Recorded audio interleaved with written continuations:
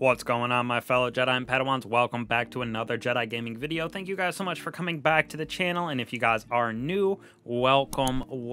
Today, as our Wednesday videos have been lately, we're going over the Catalyst number 3 for Revision 0. This time we got Outlaw Retrofit, so we have that nice Outlaw on precision hits, being able to get that nice nasty reload speed, really making this kind of solidifying the god roll for most things. Maybe 4th time's the charm next week with Vorpal for damage, but Outlaw with this is absolutely gnarly. So we're going to get into the steps for that nice exotic quest, taking us back into the Operation Seraph mission. So to start off, make sure that you are up to date on the weekly More Than a Weapon quest. This week we're going through just typically taking out the story mission with Rasputin and the quells that the Vanguard have, with him possibly taking over and doing his own thing,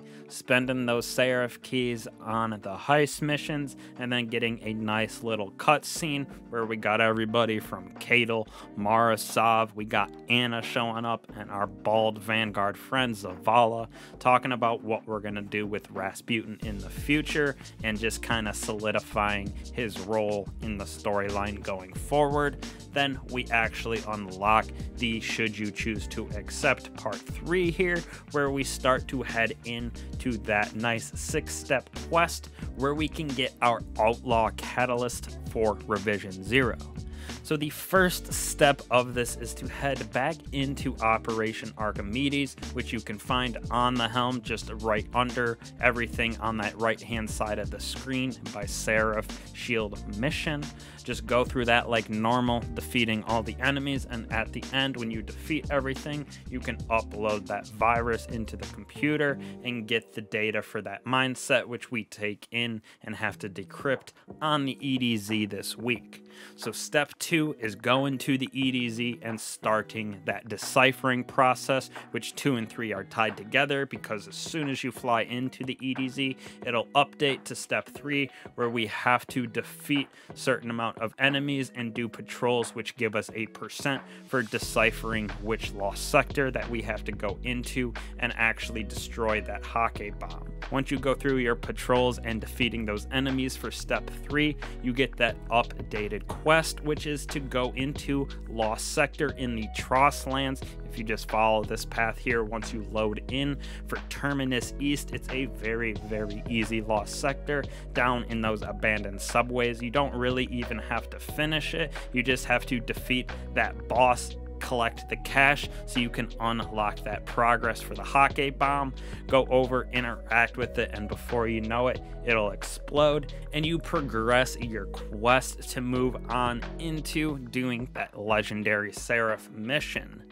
Now, just like always, this legendary Seraph mission is challenging, so you can go in by yourself if you would like. It does scale pretty heavily for a 3-stack of teammates, so be prepared for that with those limited reses at your 2 boss encounters. But besides that, it is going through like normal on steps 4 and 5. You have to find that exoskeleton that is laying around in a room to progress to step 6 and actually collect the weapon pattern. So for finding this dead exo frame in the mission, you progress up until that first big boss fight in the open room with the gigantic hive. You deal only a little portion of its health, it'll end up running away, and then you have to deal with the 3 brigs around that kind of banquet hall area.